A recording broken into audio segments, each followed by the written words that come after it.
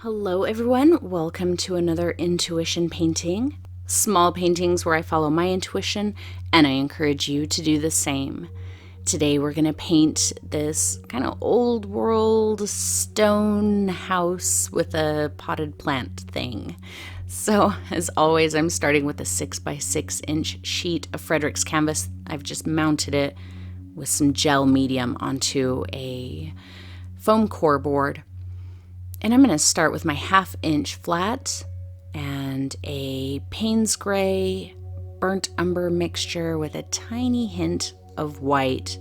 I did use black gesso on this board, or you could use a black canvas or black paint, whatever you like. I wasn't quite sure. I knew I wanted a brick wall, or a stone wall. That's all I had going into this. And I wasn't really certain how I wanted to achieve that. So I'm just kind of starting with a color ever so slightly lighter than the background that I have and scumbling it on and seeing if that kind of gives me an idea of how I want to proceed here. So this part ultimately doesn't really end up showing the wall or doing anything to the wall at all. It doesn't really show in the final painting, but it was a good place to start to just kind of break the canvas and get me thinking and laying in where I want the ground. Now this is dry and I've got my colored pencil again. As always, whatever kind of pencil you have works perfectly fine. Anything. As long as you know what it does, use it. I'm going to sketch in a doorway. I decided I wanted a door over here. I was thinking I was going to put a window on the other side, but then I ended up going for a potted plant. And what's funny is when I started drawing the pot for the plant, what I really wanted was to have like a dead plant. I wanted this to be kind of a bit of a creepy scene, more so than just kind of like an old world villa type look. So that's what I mean about being open to things happening the way that they happen. I'm going on to my 5/8 filbert, grabbing the Payne's gray raw umber mixture with a little bit of buff, just getting a color that is noticeably lighter than the background.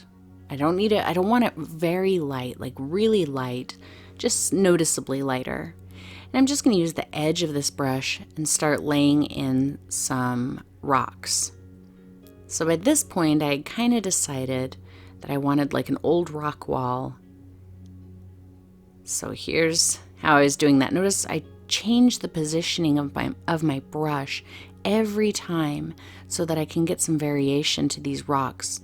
I didn't want it to be, real even bricks. I wanted it to be rocks that were, seemed like they were just kind of pulled up out of the ground and slapped into a wall, cobbled together. Whatever size and shape of a rock would fit the space is what was put there. That's what I was going for here. And I'm leaving that dark space for the mortar between the rocks.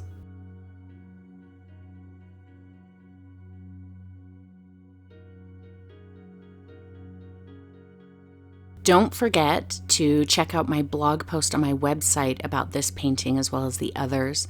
I've got some more information on this painting in there as well as a little self-critique, and hopefully that helps you kind of see my thought process going into all of these little paintings and kind of gives you a little bit insight into how I think of them. So I don't necessarily think of this as like a finished painting, more like a study or working out an idea. So check that out, and hopefully that's helpful for you as well. And while you're there, if you need a set of my brushes or a copy of my book, Shadows on the Page, or even some original art, that's all on my website as well. So that's at paintingwithjane.com. I will also have affiliate links in each blog post to take you to where you can get any of the products that I use. So if there's something that you have to have that I'm using that you don't have, you can get it through the blog post as well.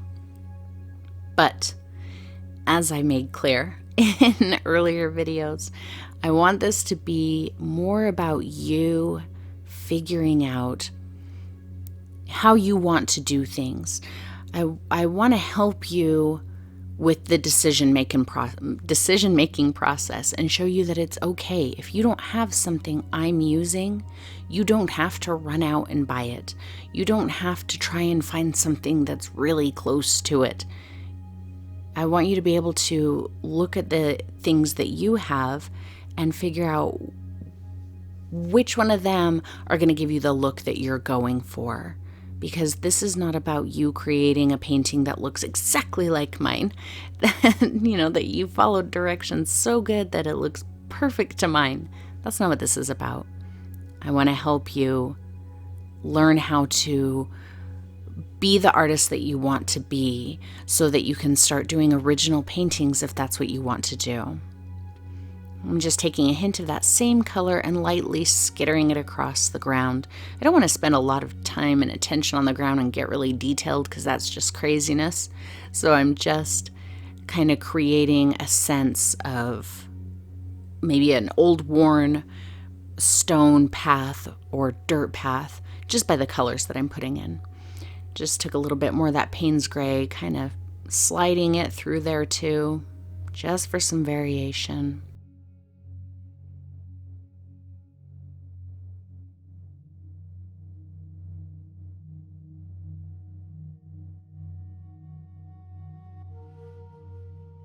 Now to my number 6 filbert, getting about the same color. It's just got a little more of the brown to it than the Payne's gray and more of the buff. It's essentially a lighter color than what I did originally on these rocks. And I'm just going to kind of start highlighting it, dash the color on in a few places, smear it out in a couple of places. Very similar to the way I did the colors on the leaves, the autumn leaves that we did recently. It's the exact same thing. So again, there's one of those techniques that I was talking about that I want you to learn, because that's going to help you paint really anything you like.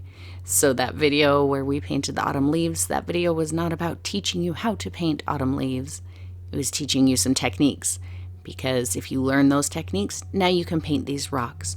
Or you can paint, this is a pretty common technique. If you can master this kind of dab and break up technique, you can pretty much paint just about anything. So see how I'm not trying to blend it. Don't get too fuzzy, don't get too smooth, don't tighten up here and really make these rocks all smooth, because it's going to look really tight. It'll look nice and smooth, but it might not necessarily look like old rocks. So see, I'm using the edge of the filbert and just kind of pushing some of that paint on, breaking it up in a few places, wiping it out with my finger, leaving some nice solid lines, thick paint here and there. Just getting a good variety. And see how it's already starting to look like rocks that have some texture to them.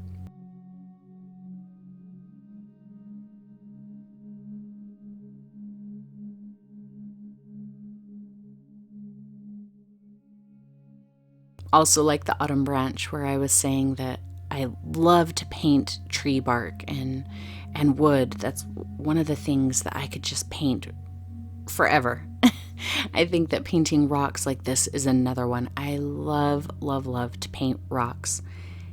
It's like instant gratification. Just a couple little brush strokes and boom, you've got a rock wall there. But you can also then take it as far as you want. Really get some popping highlights in there. Really get some deep, dark lowlights in there. Work on the texture and just kind of push and pull them until you have the rocks that you really want. And I think that that's really exciting. I could stop right here and it would read as a rock wall. Kind of a flat rock wall, but a rock wall. Or I can keep going and get some really interesting rocks on these walls. So if you're painting along and you're doing a stone wall like this, I want you to just really lay into it and just have fun painting these rocks. Don't worry so much about what I'm doing. Watch the technique, watch the way I go from dark to light and add some other colors, but then I want you to turn the video off and paint it yourself. Take what you learned from the video, but then follow your intuition. And when it says, hey, go lighter, or hey, add some of this color, I want you to follow that and do it and end up with a rock wall that is uniquely yours. Just changing that color again. It's substantially lighter. I did add a hint more of the brown to it just to warm it up a little bit, keep some variation. I'm really doing the exact same thing. But like always when we're highlighting, the lighter the color gets, the less of it I end up putting on. And I may not put this color on every single rock. I know that as we get lighter and lighter and lighter, I do start putting the color on fewer and fewer of the rocks.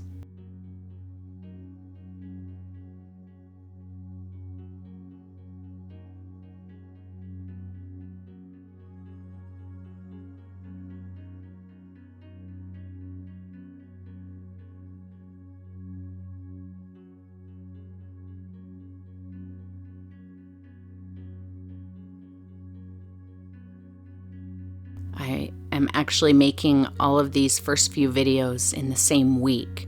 So you are watching it after the video's already been done for a while.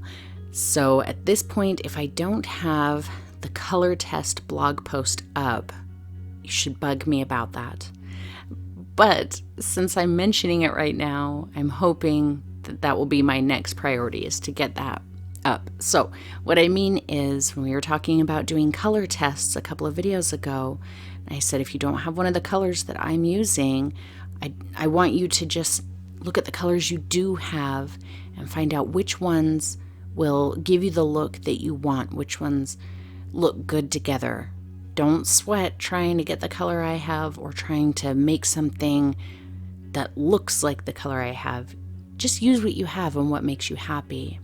So there should be a blog post on my website right now about how I go about doing color tests. And I hope that that's helpful for you. And, just it helps you feel a little bit more confident to select your own colors. There's never a color that is the only one you can use. There's, an infinite number of ways to make similar colors, or there's an infinite number of colors out there that you can choose from. You don't have to feel like you have to use the one color that I chose. So do head to my blog and check that out, and let me know in the comments if that helped you. I would really like to know. And if you have other questions about making decisions, please let me know. And if there's other blog posts that I can make to help you feel confident in making decisions, whether it's about color or what brush to use, whatever, that I can help you with that. And I'm starting to really be pleased with how this rock wall is looking, but it wasn't looking aged enough for me. I am using quite a bit of matte medium here, just again to get that transparency. It helps add to the texture. This is almost straight buff. There's almost nothing else in it. I am not going to put it on every single rock, and the rocks that do get it for the most part are getting just a touch of it. This brush has a lot of paint on it, but I'm barely touching, and that's how I'm getting those small amounts. So it's all about pressure. Be aware of the pressure you're putting on your brush. If you don't want to completely cover something up, don't put full pressure on your brush. I always think of your brush like a sponge. If you have a sponge that's full of water and you just want a couple of drops, you're not going to squeeze that sponge real hard because all of the water is going to come out. It's the same thing with your brush. If you put hard pressure on your brush, all of the paint's going to come out. If you just want a little bit of paint, you just touch it. Just like if you just wanted a drop of water, you would just touch the sponge to, the surface of whatever it is.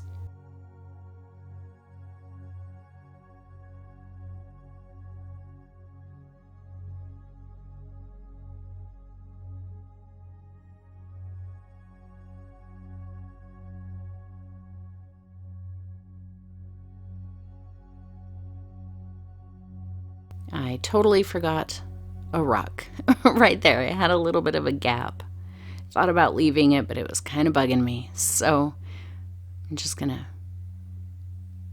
lightly put in just something so it's not empty there.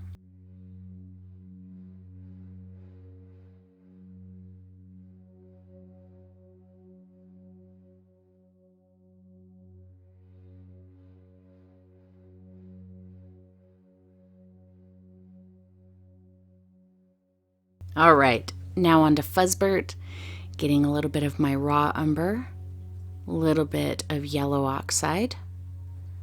I'm going to start to make a little bit of a mossy look or some kind of oxidation on the rocks. Just stab that brush. I have just a little bit of paint on here and I'm barely touching, kind of stippling, just getting a hint of that color on the rocks. On some of the rocks, not all of them, and not covering the ones that are getting it.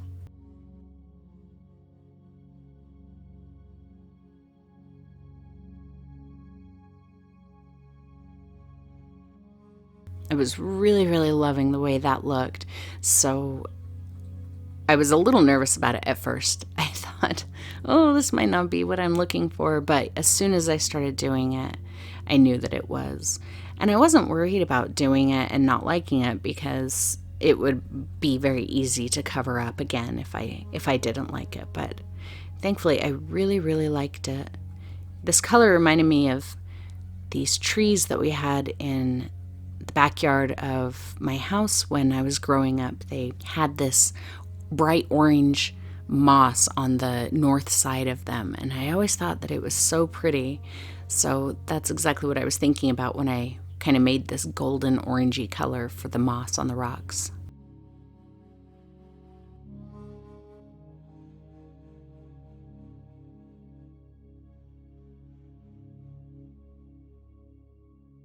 A little bit more brown on my brush. I didn't clean it off, so I've got the brown and the Payne's gray and the yellow. Just a bit of a darker color, and I'm going to do the exact same thing, just a little bit here and there. The variation in the color is what's going to sell it. Just having one solid color, it can look a little flat. So it's just all about variation.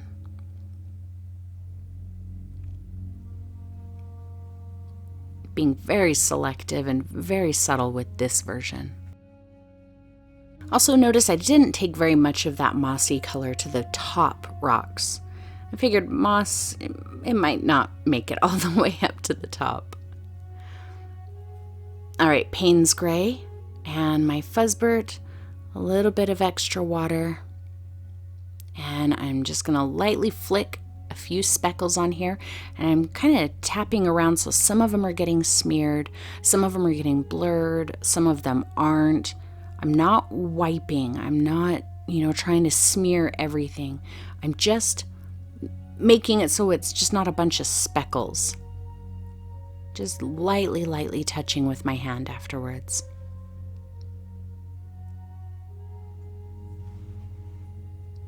Some of that paint left over on my finger. I am going to glaze at the bottom though. Just darken up some of those rocks at the base of the wall with the paint left on my finger.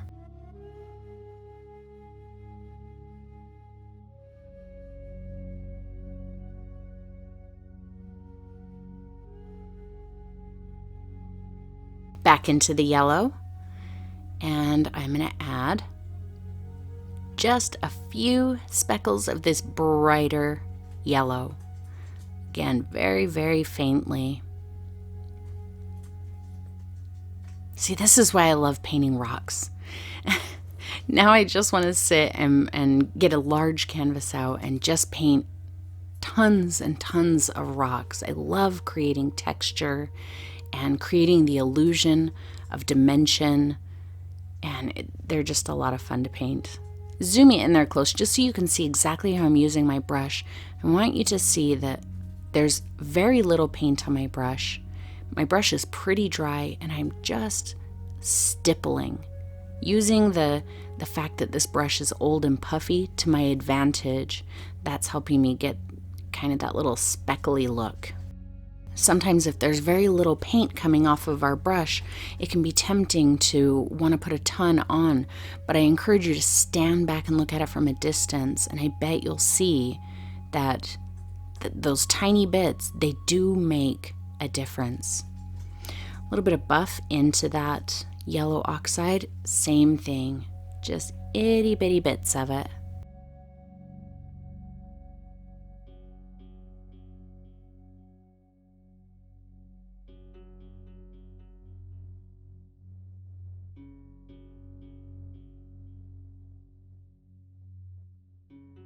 If you feel like your rocks are getting too light and losing some of the dimension, you can always come back in and just glaze little bits of the dark colors over them again. I'm going to do that up here, just a bit of the raw umber and some matte medium, and I'm glazing just parts of these rocks up at the top. They just weren't weathered looking enough, but I felt like I didn't want to take the moss all the way up to the top. So this seemed like a good way to weather them a bit, and I like the way that it looks.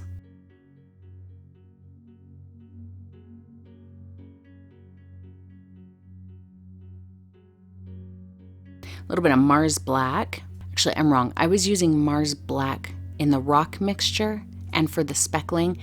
Now I'm using Payne's Gray. This is the first time I've used Payne's Gray for a little bit of glazing. I apologize. I hadn't planned on using Payne's Gray until I decided I wanted to darken some of those top rocks. And Mars Black is not good for glazing, but Payne's Gray is. So, sorry if I confused you. I confused myself clearly.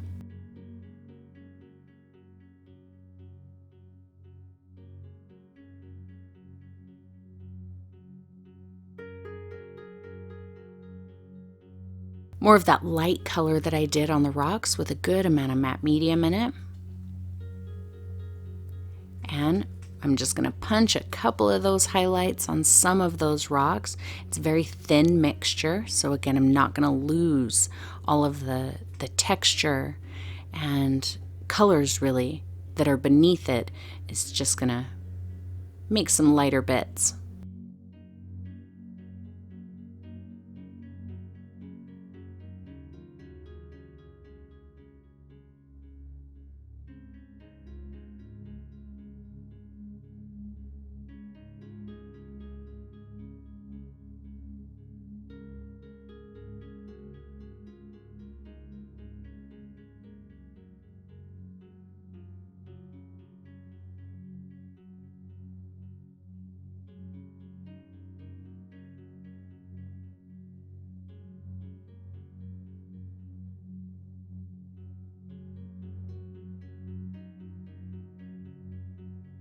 I think this video is a little longer than some of our other ones in this series simply because I really got into the zone on these rocks. Think about what things are really exciting for you to paint that you really get into the zone on. You know, if you really feel stuck and you know, I really love painting rocks. That I can just paint rocks for hours. Go paint a big canvas of rocks. Okay, back to my 1/2 inch flat, and I'm getting my black brown mixture with a bit of buff, just a kind of a dark gray, little matte medium, and a little bit of pressure, just the very tip of the brush, and I'm going to streak down this dark area, let the streaks in the paint mixture indicate old wood on the door. So just pulling that down in a single stroke. Don't try to cover up any of those lines in it. That's exactly what we want. That's why I loosely mixed it. That's why I'm stroking the paintbrush down like that.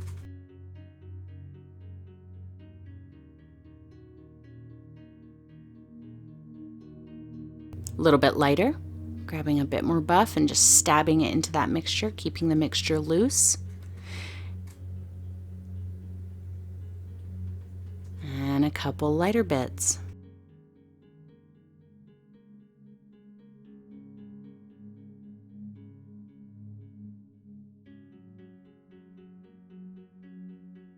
Little bit lighter, stabbing it in.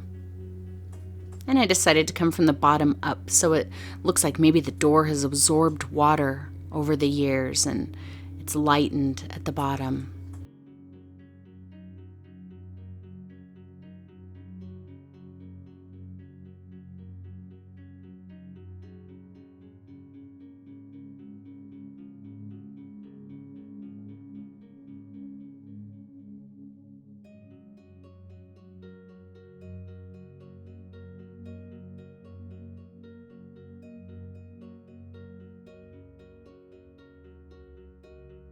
Tiny bit lighter, stab it in, a little bit of white even.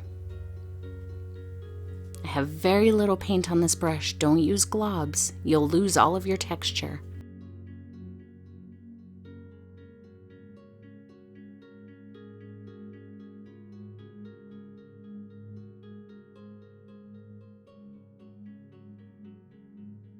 And this is a clean brush. I just cleaned it off. I don't have matte medium. I don't have a lot of water, nothing. I'm just streaking down from the top and it's just blurring things a little bit. Now some Payne's Gray and some matte medium. I'm going to do a similar thing that I did with the light color, except I'm going to come from the top down.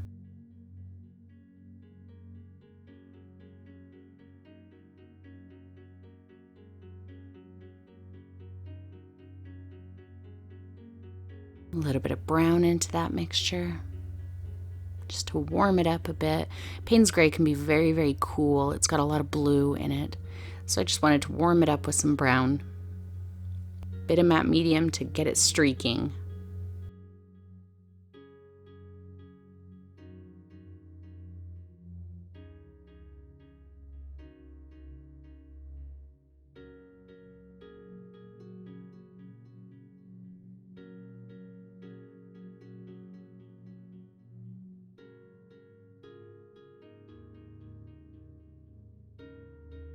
All right, number 3 round, just a little bit of Mars Black, tiny bit of matte medium, and I'm going to create kind of a gap at the bottom of the door.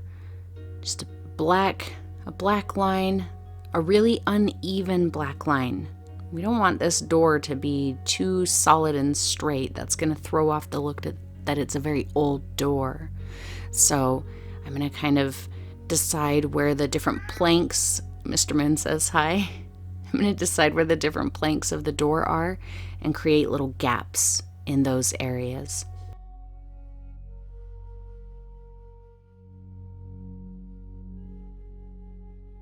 Nice dark area under the door. Smear out into the ground.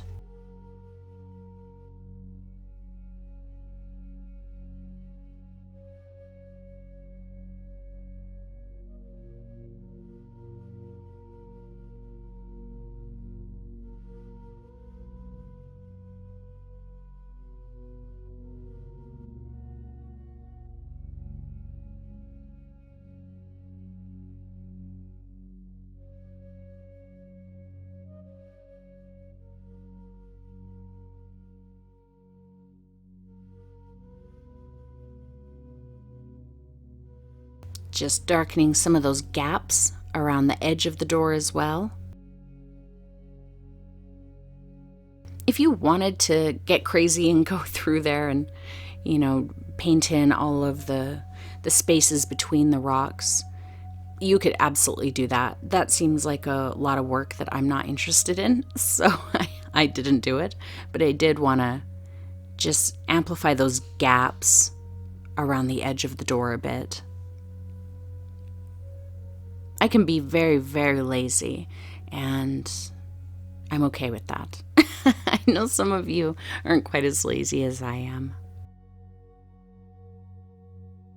Same thing at the top here, a little bit of a gap and kind of creating some little cutout bits between those boards. You can see a couple of them up there, and I'm going to make that more pronounced at the bottom in just a moment. I kind of flattened my round brush out, and I'm just sketching, almost like it's a pencil, just sketching a bit of a line from the top to the bottom. It doesn't need to be a real solid line, just like when we were doing the autumn leaves, where the spine and the veins of the leaves, I said I didn't want them to be real pronounced, just kind of scratched in there. That's really what I'm doing here too, with the definition between the boards. Just creating those gaps at the bottom.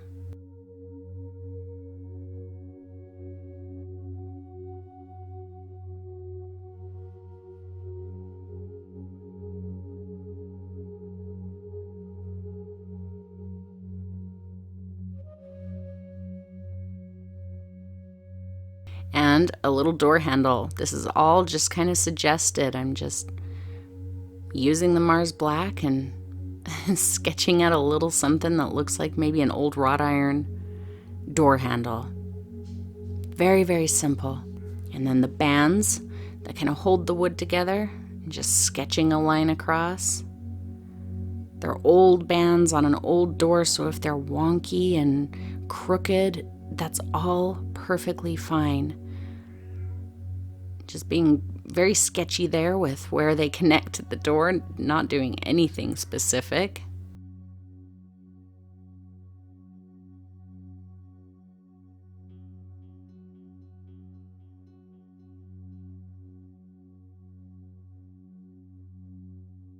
Widen that out a little bit. It's kind of bent, but I like it. And I'm going to do the same thing at the bottom here. Another band. Just very suggested, very general.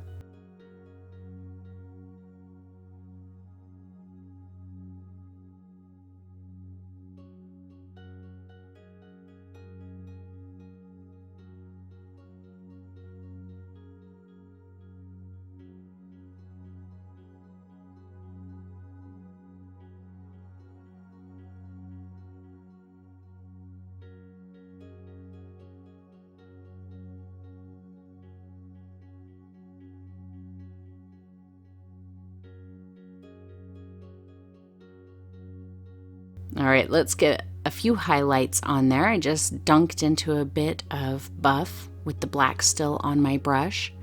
And I'm just going to kind of nudge, just like we highlighted the branch in the autumn leaves. Sorry, Mr. Moon is very noisy today. I'm highlighting these bands exactly the same way. It's just about touching that light color to a couple of spots and leaving it alone. Don't work on blending. Certainly don't just run a white line across the entire band. Let it break and let it be kind of open, because that will lend to the texture of this old metal band. Hint of a lighter color. Same thing, just kind of touching in a few places on the door handle. If you get too much light, don't try to smooth it out. Just leave it, come back with your black, and darken that part up. In fact, that's what I'm doing right here on the door handle. I just picked up a little black, just went over what I thought was too bright. Little Payne's gray with some matte medium, tiny bit of brown. I felt like the bands they didn't really look connected. They didn't look like they had been there for a while, so I'm taking a little of this darker transparent color and just kind of smearing it under them, almost like they've been weathering on the boards for a while.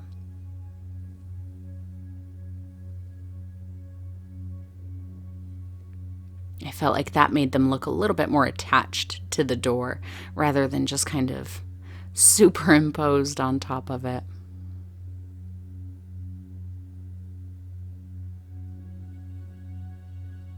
And that is a very similar technique to the water reflection that we're going to do in our next video. So I'm going to try and connect techniques for you so that you understand how one technique can be used for myriad things. Bit of that oxidation on the underside of the band at the bottom of the door here as well.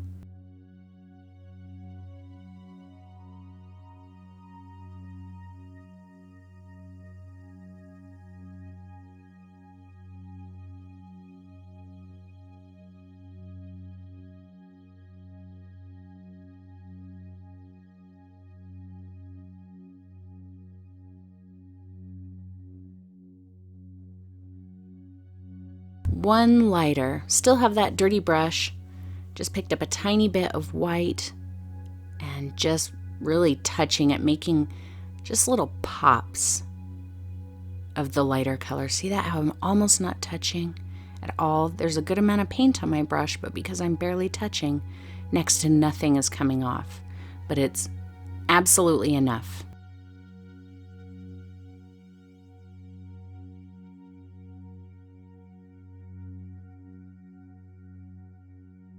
Back to my 1/2 inch, just kind of that light stony color, skittering it into the ground here a bit with some matte medium. Smear it. Again, I don't want to spend too much time here. I just want to get some of those colors in there.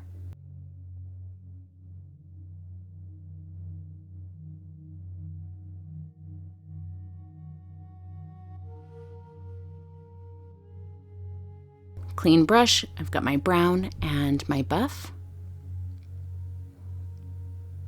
And a chunk of brown. And I'm just gonna paint in this pot. I wasn't sure what kind of a pot I wanted. I thought maybe a ceramic pot or a box, or I wasn't certain. And it ended up turning into one of those kind of wooden tub type things with the bands on it, which I thought was kind of fun because the bands, kind of mirrored the bands on the door, and I liked that.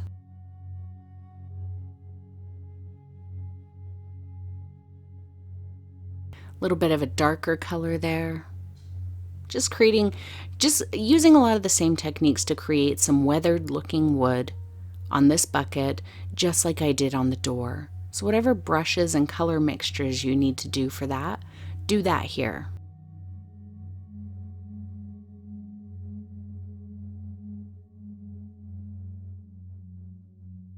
I moved down to my number 6 filbert just because it was smaller and easier to get into some of those shapes with.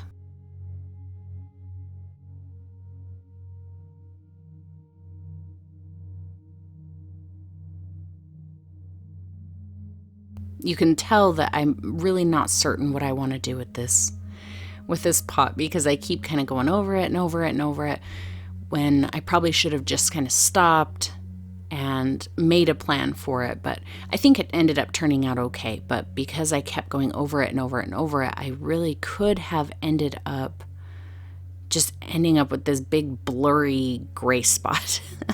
So I'm glad I stopped when I did.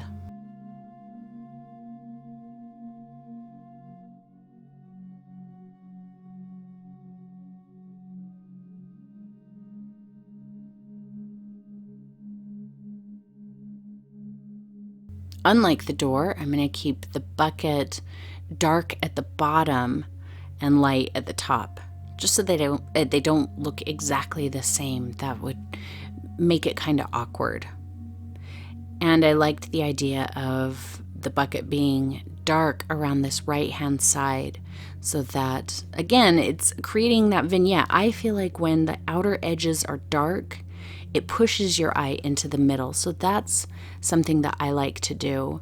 So I'm keeping the bucket dark on that outer right-hand side and keeping it light on the inside to keep your eye moving toward the inside of the painting.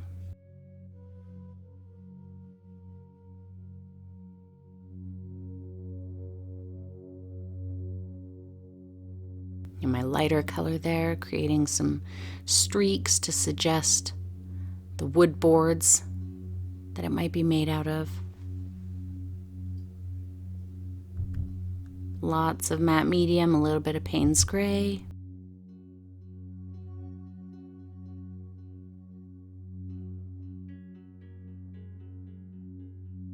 shadow on the ground at the bottom of the bucket. And kind of behind it, like I said, we want it nice and dark back here. I'm even going to almost blur that right-hand side of the bucket into the shadow so that you can't really tell where the bucket ends on the right and where the ground begins. See there. Now the edge of the bucket is pretty much gone. And that was exactly what I liked. It felt so awkward when I could see both sides of the bucket. A nice light color with the raw umber and titanium white. And just that, looking for that weathering.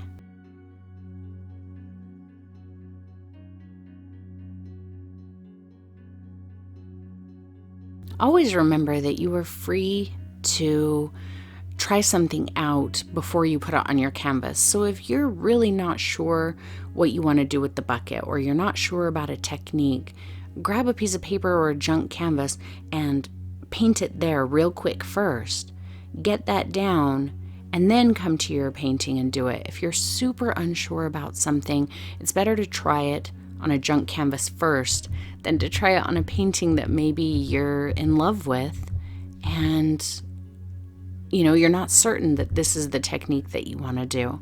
Go ahead and try it on junk canvas first. Back to my number 3 round and some black, and I'm going to create some bands on this bucket that very similar to the door, just a black line, and I'm going to add a couple little highlights to it.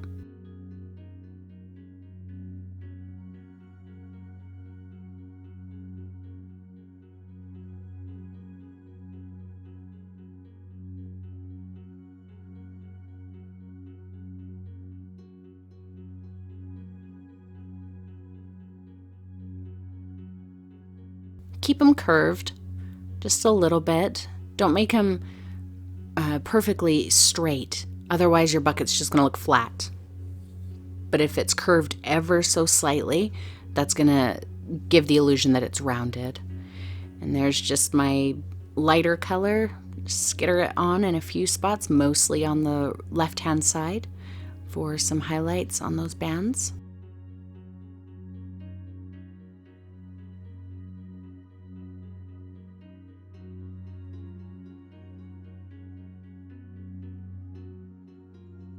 And now we're going back into Fuzzbert, some cad yellow medium, and some ultramarine blue, which is quite a bright green, and I don't want it quite that bright. So I'm going to add a little bit of raw umber into it. I like that much better. Just create a little bit of maybe some plants that are kind of growing between the bottom of the wall and the ground, just dashing it on in there.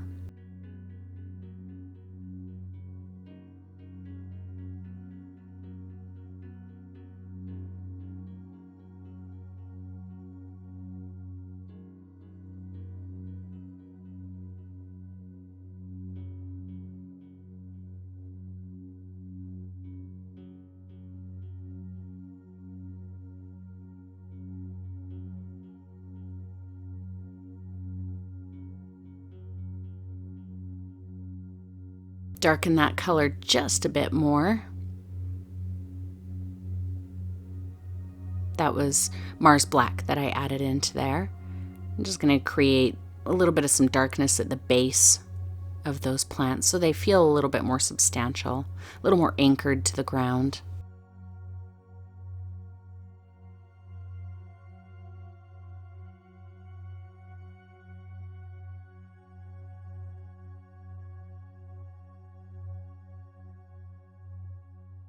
Clean brush back into my yellow-blue mixture.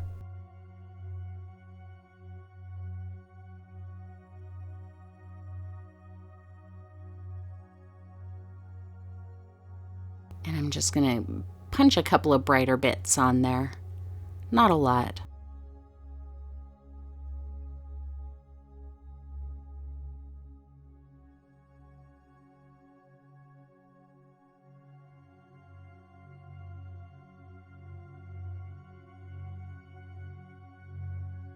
And one lighter for just some teensy-weensy little bits.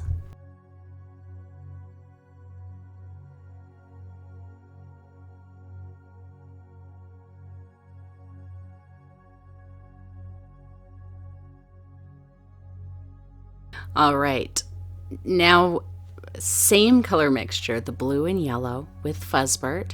I'm going to lean it heavier on the side of blue. I want a different color than the green that I put at the base of the wall, so it doesn't look like the same plant. I threw quite a bit of Payne's Gray in there. This is a very, very dark color. And I'm going to just kind of start scumbling it around on here, creating a plant shape. Just a very impressionist plant shape. I'm not trying to get, specific leaves or flowers, as you'll see in a minute. I just want it to be, there, but I don't want it to be the main focus. Let's darken that color a bit with a bit more Payne's Gray. Just right there in the interior of the plant. My number 6 filbert. It's a nice sharp one. I'm adding some yellow to that, lightening it up a bit, and just kind of dashing it through there. Just creating texture, not necessarily individual leaves.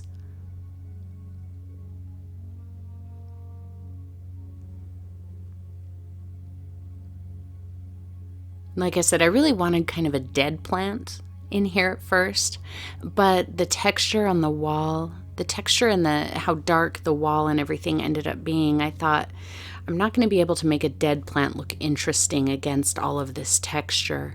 I figured that the best way to have a plant on here was to make it kind of bright so that it stood up off of it. So if I were to do another one where I really wanted to get a dead plant in, I would probably do a much less interesting wall with much less texture and color variation.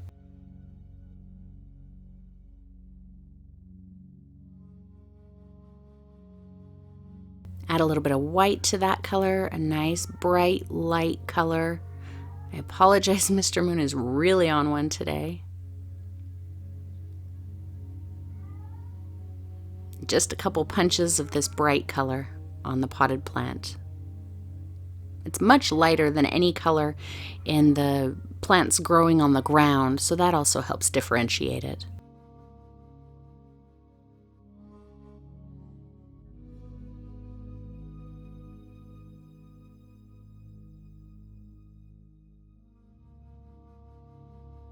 Into some white. And over here, you can't see it, but I've got some quinacridone magenta.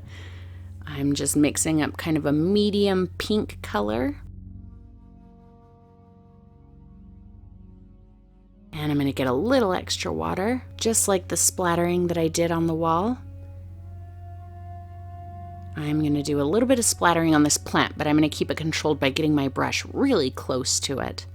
And that's going to give me just some suggestion of flowers. Kind of blur a couple of them out by just tapping it with my finger. You could come in and do a few different colors. You could do if you wanted flowers in here, you can do them however you like. I thought that just kind of bursting them like that felt really fun. Then I'm just going to mix up a couple of greens and just tap a little bit over a couple bits of the pink just to make sure the flowers look assimilated with the plant and not just plopped on top again.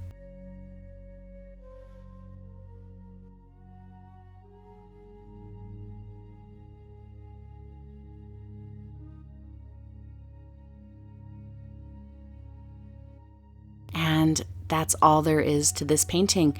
Don't forget to check out my blog at paintingwithjane.com for more information on this painting, a little bit of a critique on it, and it should be available for sale. Thank you so much to my awesome sponsor Fredericks for providing these canvas sheets, and thank you to all of you for watching and painting along with me every week. I hope to see you again very soon.